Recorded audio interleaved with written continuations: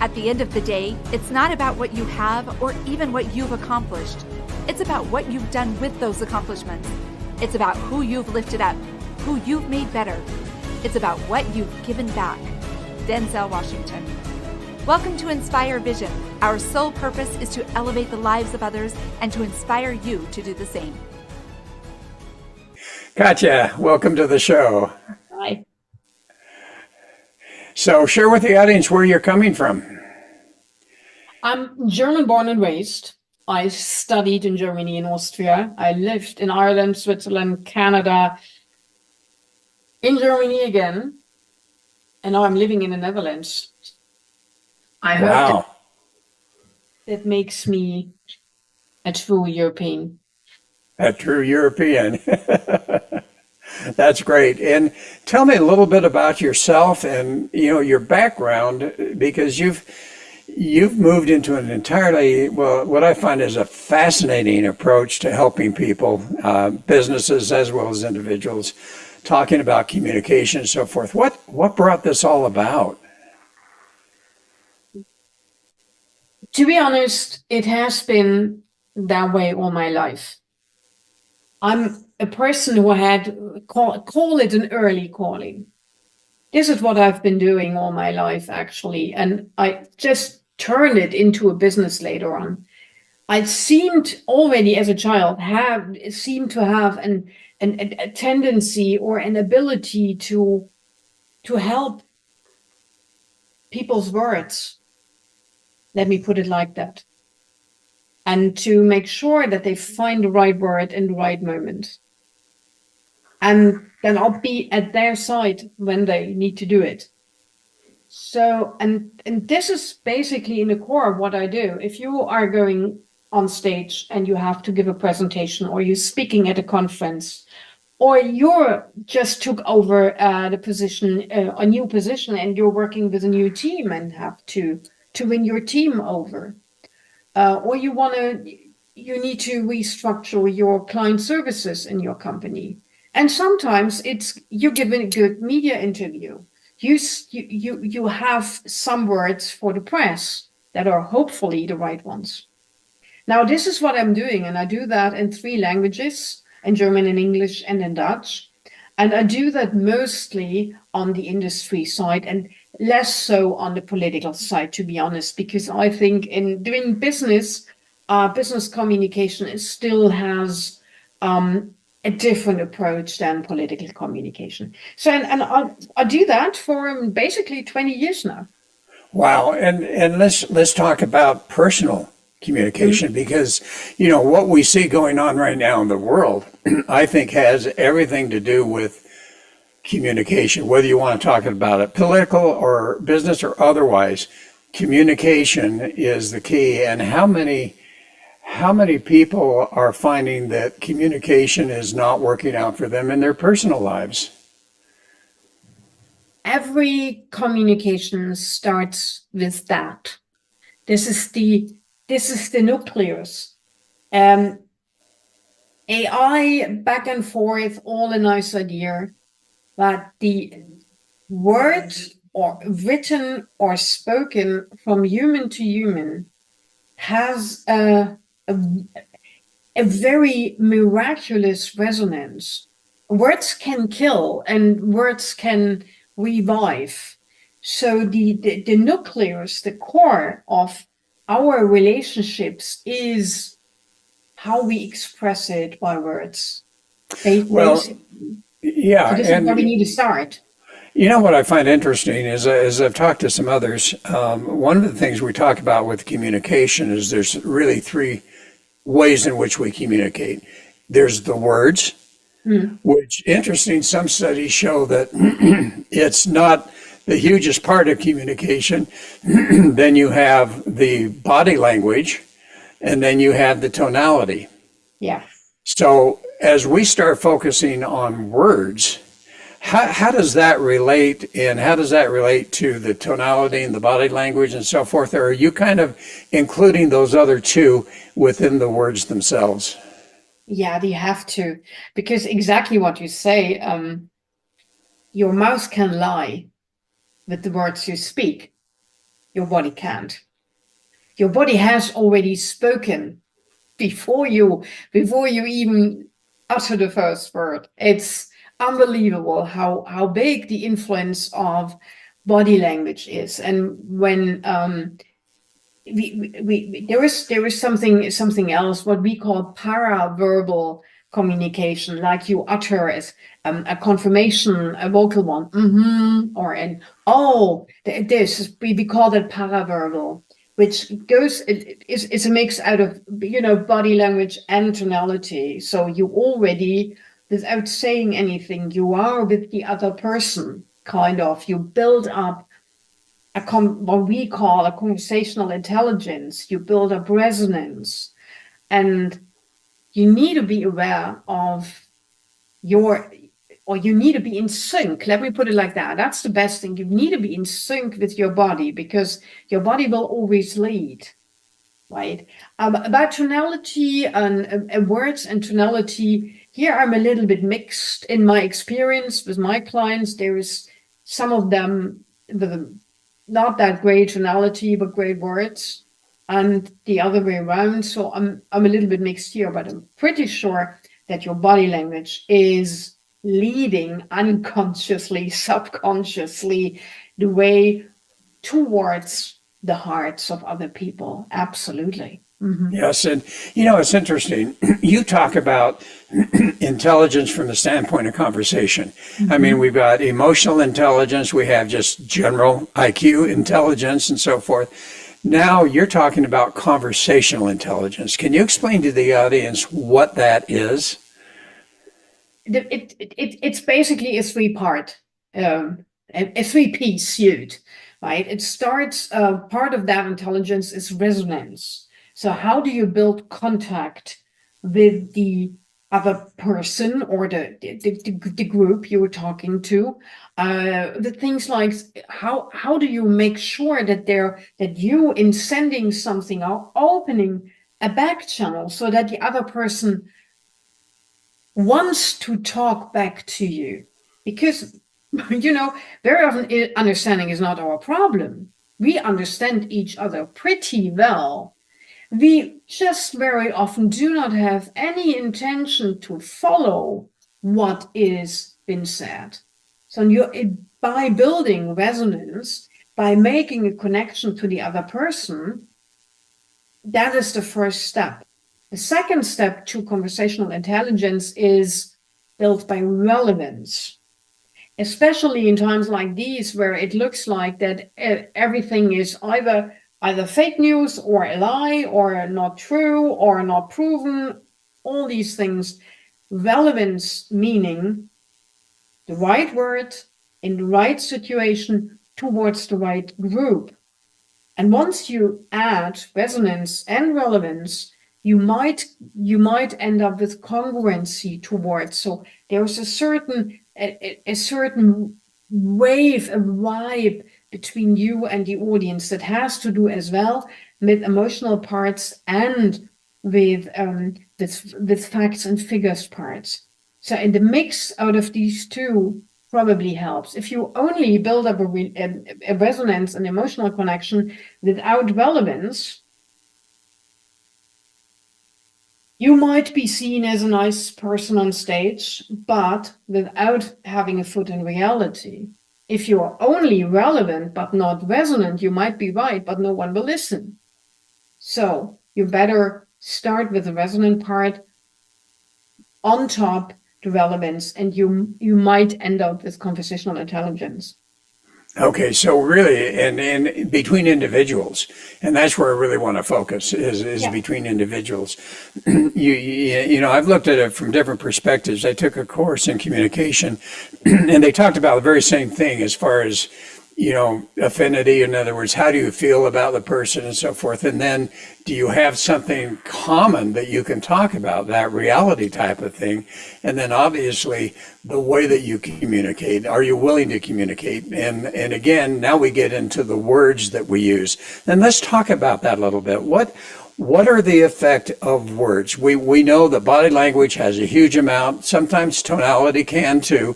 But what are the words, and how do words affect our communication, and how do they affect the other person in a way that they either are truly understanding or they're getting triggered, and all of a sudden they're not really hearing what you're saying because they got so much stuff going on in their mind. There's a couple of things you were mentioning already that play an important role here. Trigger is one thing, and the other one, we have something in common.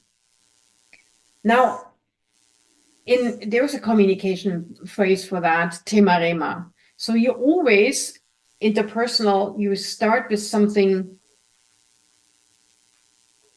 both communication partners know. Right? When let's take a very simple sentence. It has been raining in Utah today. Then Utah is the thing that both of us know. Okay, right. This is the common denominator we have. But the news would be, oh, it has been raining in Utah. So these two things together, building common ground. Oh yeah, Utah. Oh, you know where Utah is. You live there. I know where Utah is. I want to go there. Okay, and there has been a certain weather condition today. That's the news. So our sentences, our words should be built on both of them. If you speak to a person only in things that person does not know or cannot relate to, you will end up with zero understanding and even less emotional understanding, right? If you just build common ground on the things you know, but do not add something new to it, you'll be perceived as probably boring. None of this makes you a good communicator interpersonally, right? So this makes us interesting. Okay, and so here's where the reality comes in. You know, you said, okay, it's raining in Utah. And I'm looking outside and it's going, no, it's not. It's sunny, it's beautiful, and yet I guarantee you somewhere in Utah it's raining, right? So that was just an example sentence. How do you add words in a way that you do not nullify someone's perception of the immediate situation going on, and yet at the same time can say, you know what, it's raining somewhere in Utah? In making sure that the way you talk about the circumstances for the weather, right? Let's take the weather. It's the best thing you could do is always turning a sentence into a question. When has it been raining in your area for the last time? And all of a sudden you build an absolute different rapport, because now I'm giving you the opportunity to talk about your personal experience, add it with your reality, and inform me on something. Now this is priceless in communication. So turning something in usual sentence into a question that is an opening one, so a question that cannot be answered easily with yes or no, that is a very, very huge step forward in interpersonal communication. And it would be one of my tips and my advices to, if you're in doubt, ask a question instead of. Yeah, and I think that's so important. As I mentioned to you, I've been in Thailand for a number of months. I just got back, and I don't speak Thai. So you can imagine the communication that goes on. So use Google Translate a lot, right? And you probably have never had to because you speak all these languages. But what I find, even with Google Translate, sometimes someone will say something in Google Translate, they let me read it, and I look at it and I'm going, this makes no sense at all. And originally when I first started going to Asia, I would do that, and I would get offended, or it was just like, what are you trying to say? Yeah. And I finally learned that when I look at something and I'm not sure that that's what you really mean, I'll go back and say, in fact, I make this agreement with people. I say, you know what, if I don't understand, I'm going to ask you, could you re-explain that to me?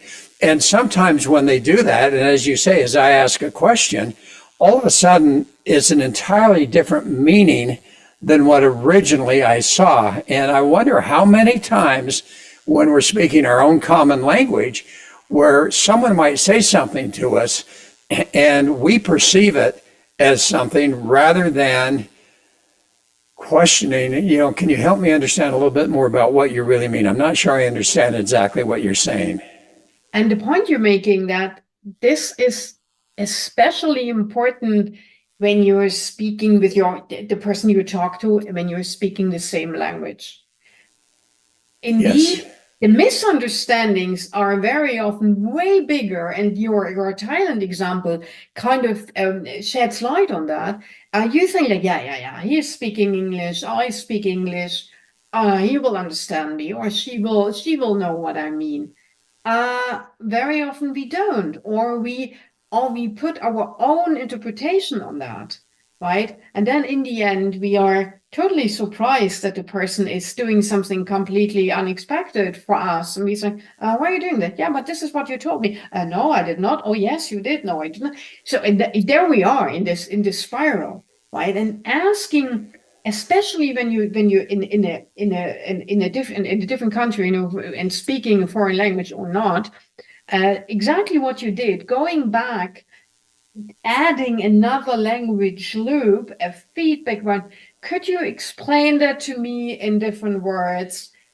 That is the absolute door opener. I always, it's nearly as saying I love you to someone else, because first of all, you ask, which means, oh, someone needs me. This is good. Someone, wants my expertise. This is brilliant. I am asked to do something.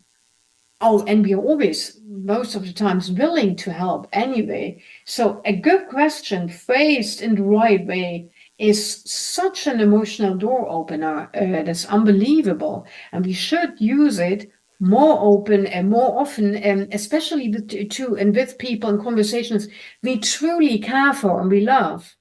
But how often is it exactly the people we love most that we treat the worst in this particular case, because we think, yeah, he knows what I mean. I do not need this particular special round. He will know. And then we are disappointed when hubby doesn't know, or lovely comes back with something wrong, and the disappointment is huge. Well, and you talk about words. I mean, you think about all of these imprints that have been placed in our lives from childhood, all right? And even going beyond that, you think about the DNA memory and the epigenetics and all of that can come out at some point in time.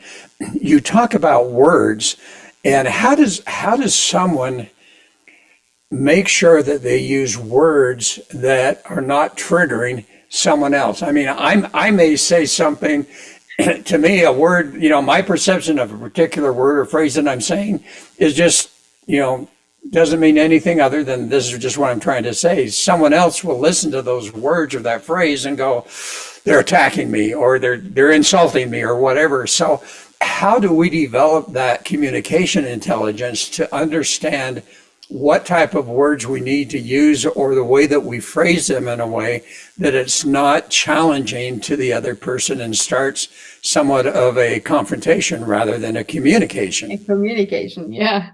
The first thing is to really to accept that we only can reduce the amount of misunderstandings.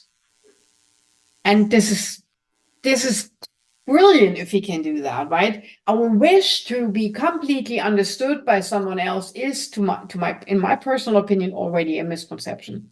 Okay, yes, okay. All we can do is to reduce the amount of misunderstandings, because when we think like that, when we feel like that, we are staying way more open for, oh yeah, I know, there will be a moment of misunderstanding. So this is for me the first step. Accept that there won't be complete and a common understanding. Then the second one is, whatever word you use, especially with people you do not know, or that where you have an idea that could and might trigger something, explain context. Give context to the meaning of that word. Let me make you a very easy example. Okay. When you and I, in our particular case, we might mean the same thing. When you and I define happy, the word happy, right? The emotion of happiness, we are talking about a different emotion than, for instance, people from Eastern communities, more collective cultures, right? In the Eastern cultures, this happiness is more connected to serenity, inner peace, while in Western cultures, it's more that, yeah, happy and, excited and alive. And this is our connotation with happy. So knowing that there are different connotations, accepting that of course, there will be misunderstanding, and give context. So I would say, yeah, I'm a very happy person today because it makes me happy that I could make this client happy today. And that makes me feel very alive. So give context to my understanding of happiness or yours. That is the third step I would take, because the chance that you say a word and it opens all doors, independent from the culture you're in, poof, I think this even too much asked. Well, and that takes some consciousness, some intent, and a willingness. And I love what you're saying. So a willingness to understand that as we use a word, that we need to explain the context of that word so that the other person doesn't misunderstand. And, you talk about contrast versus conflict. Yes. Now, right now, we're seeing so much conflict going on in the world. Okay. How do you define and how do we differentiate between conflict and contrast? And emotionally, what does that do to us if we're focusing on contrast rather than conflict? One is opening doors, one is closing doors. Conflict is closing doors. But if you look at something that is different, from a perspective, in the best sense, like a tourist, you go to Thailand, not because you are in conflict, you go there to look, and you do not expect everything to be there like it is in Utah. You go there to, oh, that is different from what I know, in wonder, in astonishment. And this is contrast. You accept the other, whatever the other is, as a different projection from what you are used to, but without saying, oh, this is worse or better than what I have. It is different. Contrast is just, it has a different color. And my color is wonderful, and what I see there is wonderful too. So it's this as well as, instead of either or. This is what it comes down to when you communicate about contrast instead of conflict. It is as well as, oh, this is wonderful, and what I have is wonderful too. And if you put together all these wonders and wonderfulness, I don't know if that word exists, then I think we are getting forward. Well, and what comes to my mind, it's just slightly different phrase, because so many times as I'm working with people or talking to people and they say, well, I've got to do this or I've got to do that. And it's like, well, wait a minute. Since when is it either or when it could be both and? Yeah. And, and that becomes the key is understanding that the perception of people is so different. Your perception, my perception can be so different on certain areas, exactly. And yet, for me to go into conflict with you and say, well, why, you're wrong, blah, blah, blah, blah, blah, versus, okay, I understand that this is your perception, yeah. Not mine, So we can agree to disagree. But there's a point here that I think so many people have a challenge. And I think the challenge is this concept of we need to be right. And I think that's a universally accepted concept, is we need to be right. Yeah. And yet how do we overcome that need so that as you and I are talking and you have, maybe opposite point of view than I do, and yet we want to remain friends, we want to stay in communication, we want to be able to understand each other. How do we get rid of I need to be right and develop that sense of being willing to not judge, understand that this is your perception, and be okay with that? I mean, first of all, this is the question you're asking is the $1 billion question, right? And it's a long journey. A couple of things I came across, I'm happy to share with you. One of the things I found helpful is that people talk about the light and the shadow. I'm going to Utah next month, and I'm not going to Nevada. Explaining, okay, when you say yes to this, you automatically say no to a couple of other things. Now, say that. Give people context, so don't think people are stupid. Say, I'm doing this. I'm going to study this, and I'm not going to study that. Explain your decision. Explain the shadow side of it. Explain what you're not going to do. That already helps so to overcome so many disappointments, right? So, and is a first step in not wanting to be right, because all of a sudden you see, yeah, there is this option the person takes, and there is a million other options the person cannot take, because we all know we cannot do everything, right? So that is a very easy step to get an understanding of we don't need to be right. Then the second one, it's a little bit more philosophical than communicational. I think in many parts of the world, not in all of them, we are able to put all these things next to each other, and they will end up as something beautiful. So whenever we say either or, history has proven that it diminishes what we have. It doesn't make us richer, not in terms of money, but in terms of experience, contact, ideas, all that.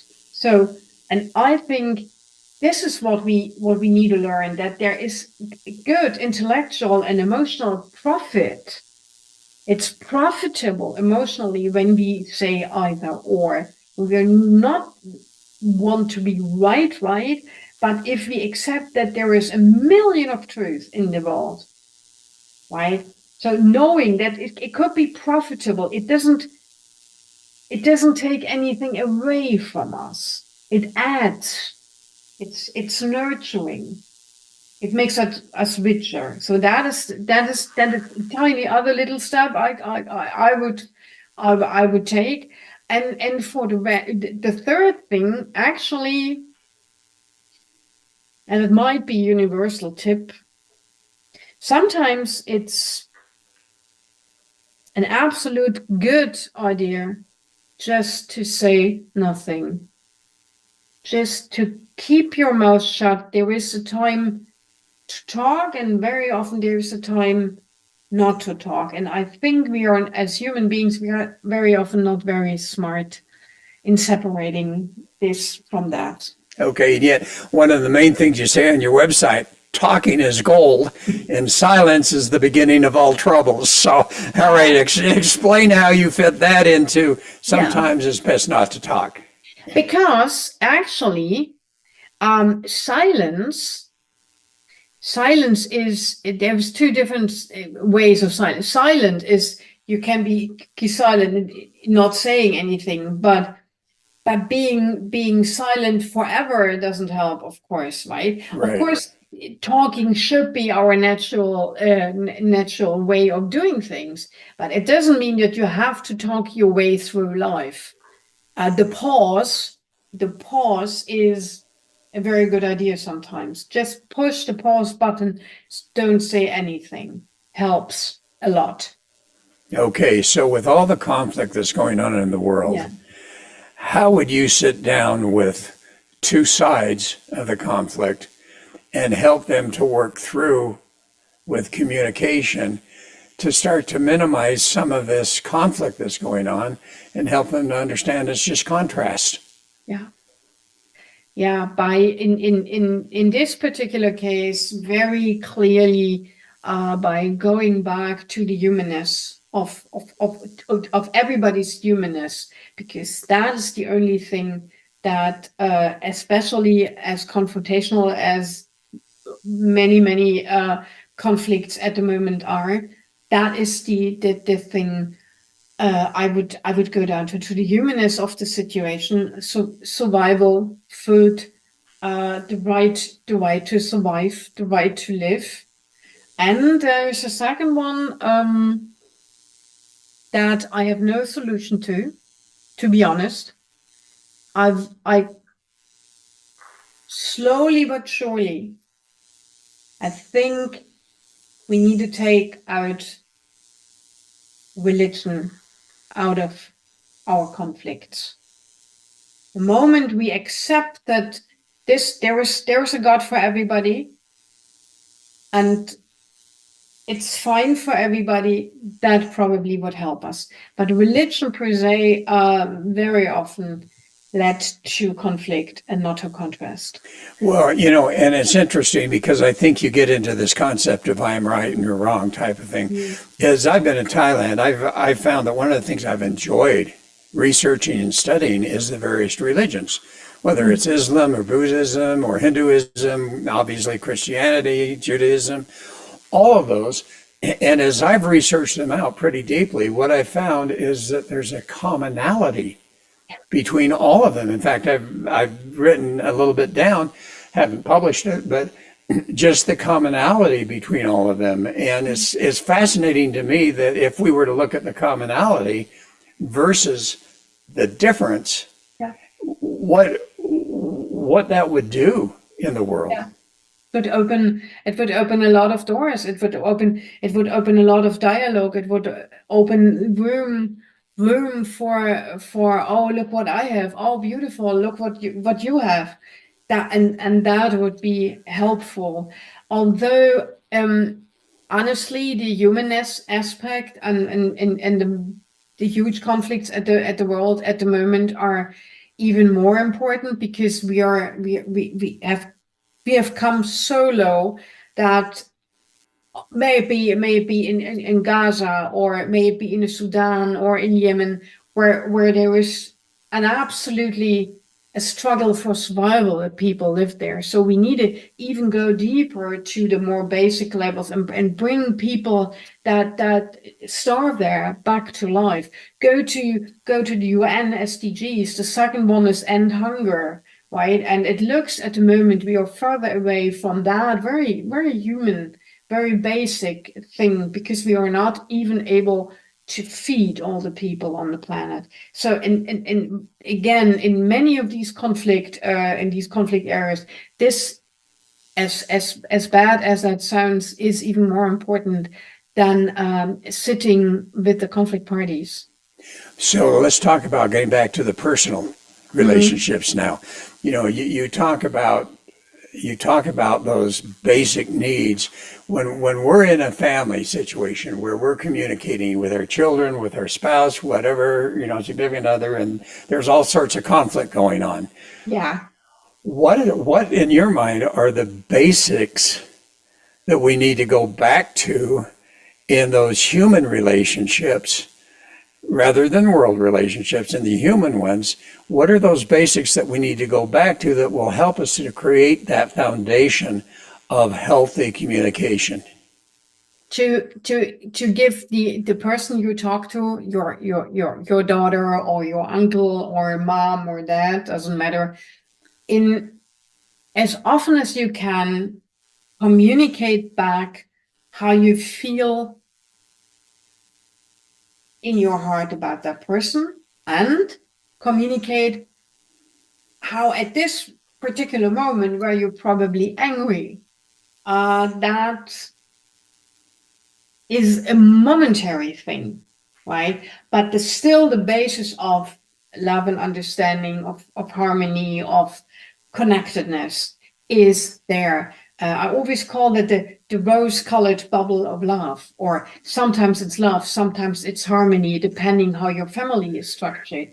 But going back to these values, and then communicate that what you experience at the moment, the emotion, the anger, or whatever that is, that this is a momentarily feeling that does not take away the basis that you have with that family member, because family is the longest, it's the longest relation we have. Right, right. And I love what you're talking about as far as take responsibility for those emotions. I've heard it said before, and sometimes you can get in trouble saying this and doing this, but it's like I've heard this, if a conflict is coming up, what emotion came up for you that you're angry at me? What did I do to trigger an emotion? But what's the emotion? And when we take responsibility and are able to say, you know what you just said really caused me some upsetness, but I recognize that I've got some triggers there that I don't understand. Can you explain a little bit further about what you really mean? There we are again, that question, right? Yes. And once that happens, all of a sudden you may find that that's not what they mean. Yeah.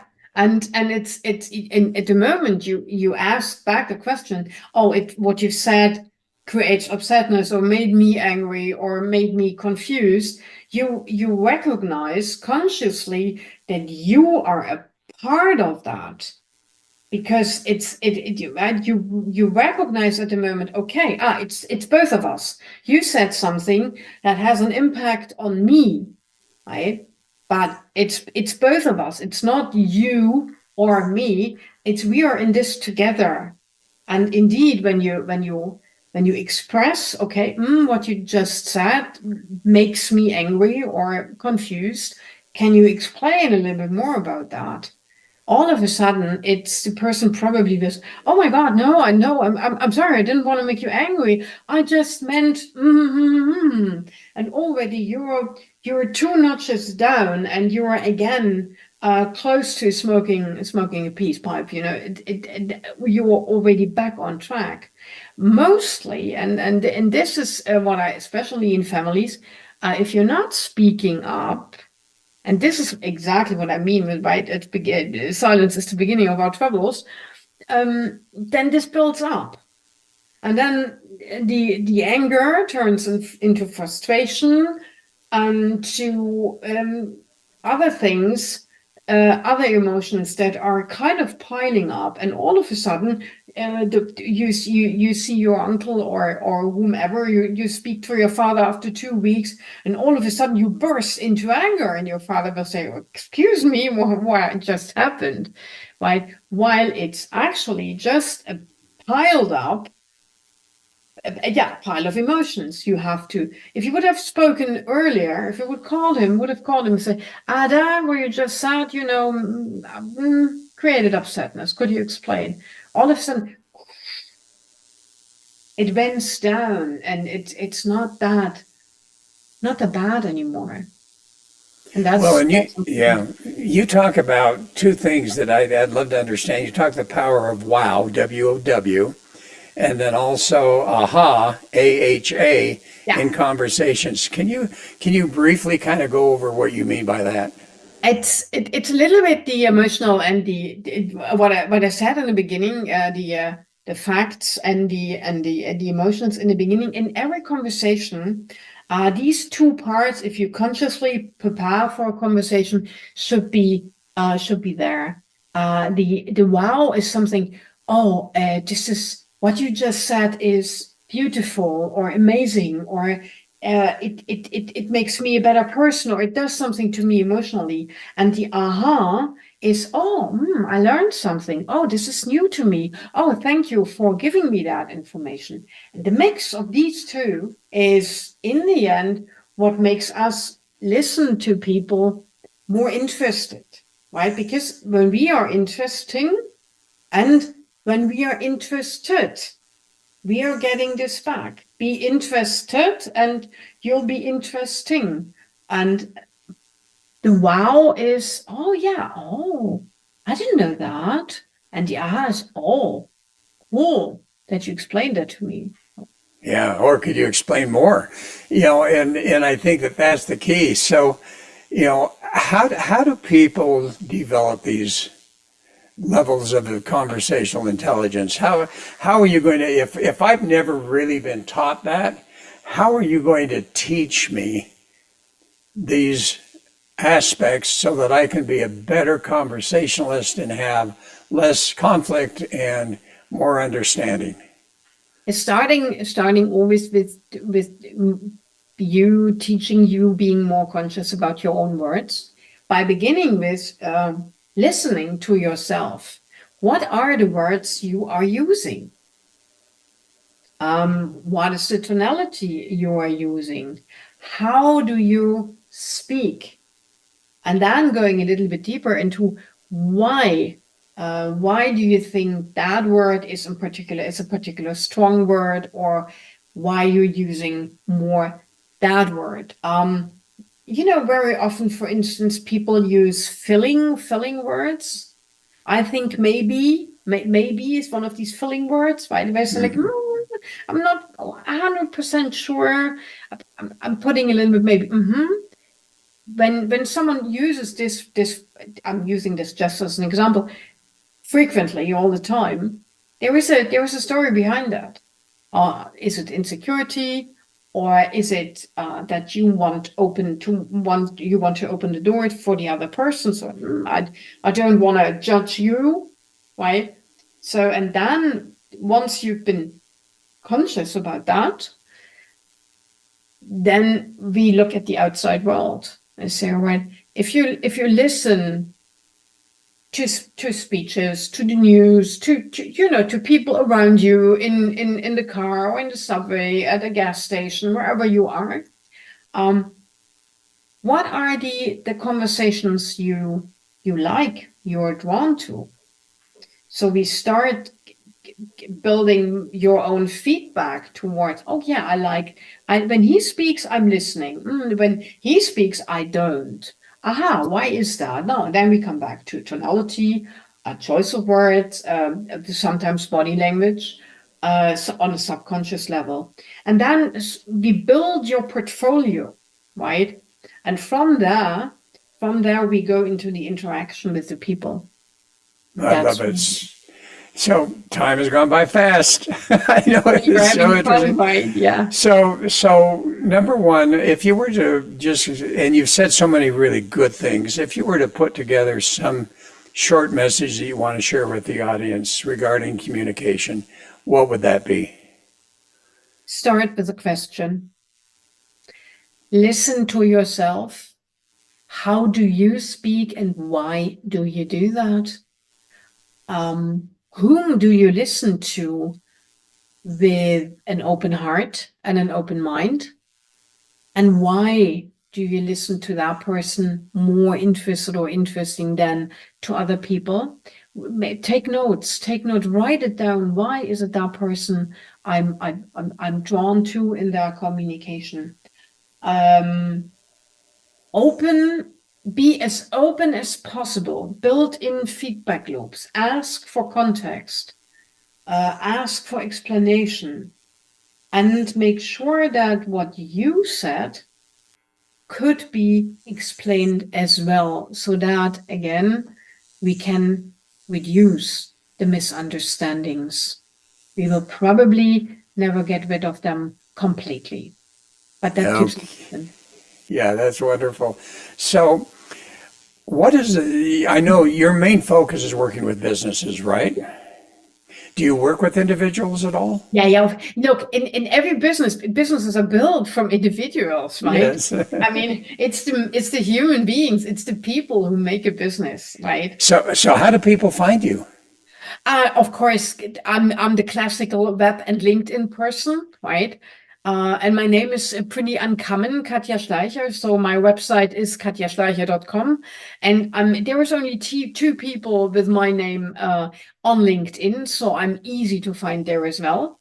I'm media coaching on Twitter. Who wants to? Oh, it's X now. I'm sorry. Who wants to find me there? And yes, I'm on Insta and I'm on TikTok, but not so active actually. Okay, and with those other sites, are you mainly just talking about this, or are you offering one-to-one consultations, or how does that work? Yeah. That's very simple. It's you write an email to me, or you could even call me. Very simple. You dial a number, imagine, and I'll pick up the phone and say, "Hello, this is Katja. Who's there?"